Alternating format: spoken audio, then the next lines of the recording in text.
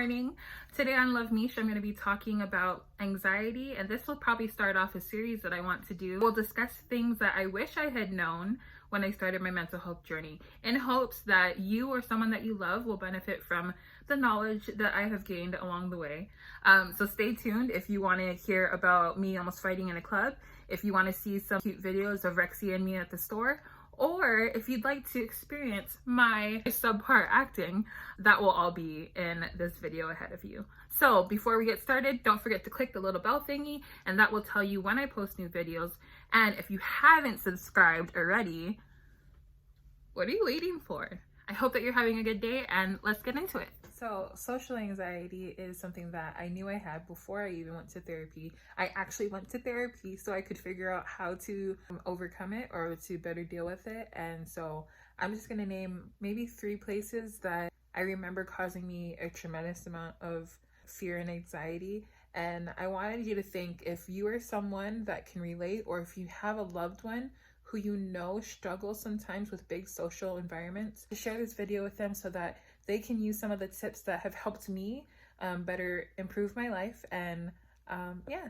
The definition of social anxiety is a mental health condition in which social interactions cause irrational anxiety. This anxiety can be evident in everyday social interactions. There's an irrational anxiety, fear, self-consciousness, or fear of embarrassment. All things that I 100% relate to and have experienced in my personal life. I wanted to share with you a few things that I do to counteract those fears and anxieties, and hopefully this helps give you the courage to try new things and to not be held back by the things that at some point have crippled you. So here we go. First up on story time is concerts. I mean, coming should just be an obvious trigger for those who have social anxiety. It really isn't something that should be so difficult to do, but it is. And I'll give you an example of probably the last concert that I've been to, which was well over 8 years ago. Oh gosh, how old am I? Ooh. I had gone to a concert with my best friend Mamo, and we went to see macklemore. This was at the prime of his thrift shopping glory, which probably further affirmed my love and devotion for thrift shopping. And so we got dressed up. It was super fun.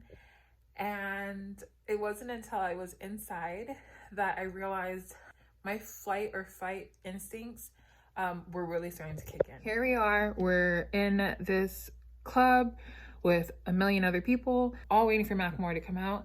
And to be honest, I only went because Mama was a big fan.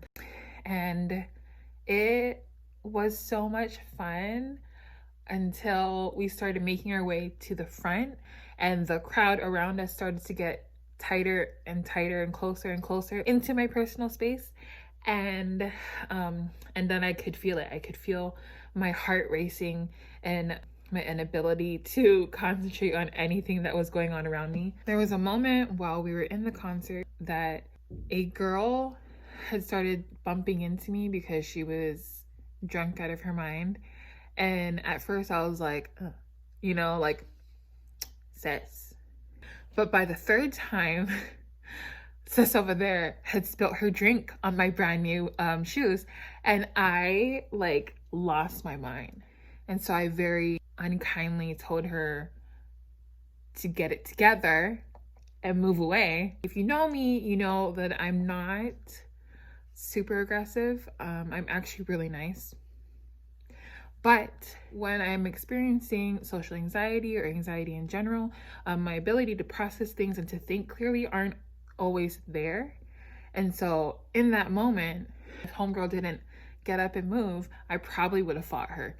And young women, close your ears, because I'm not encouraging you to fight. But I'm saying, if you spend $80 on brand new Converse and someone wants to spill their drink because they're being sloppy, you know, don't fight.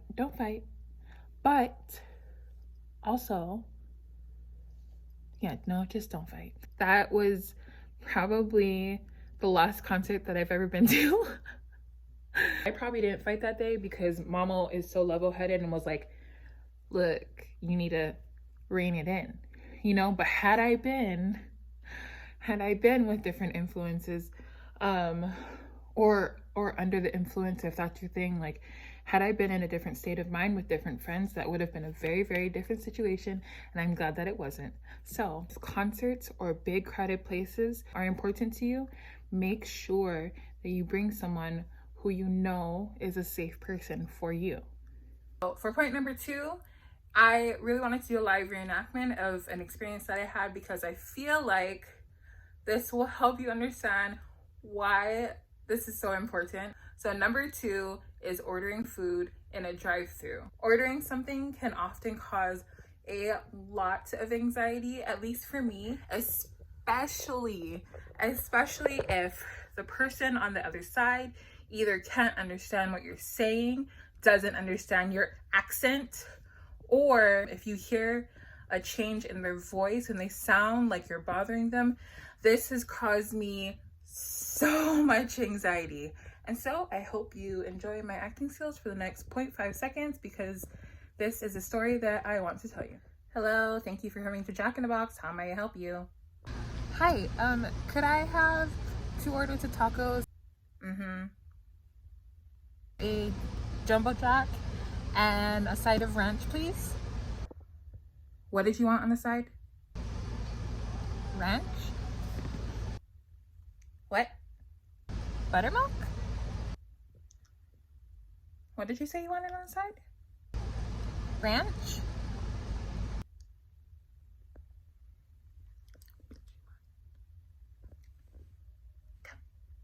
Hold on. I can't understand what she's saying. Hola. She says she wants ranch.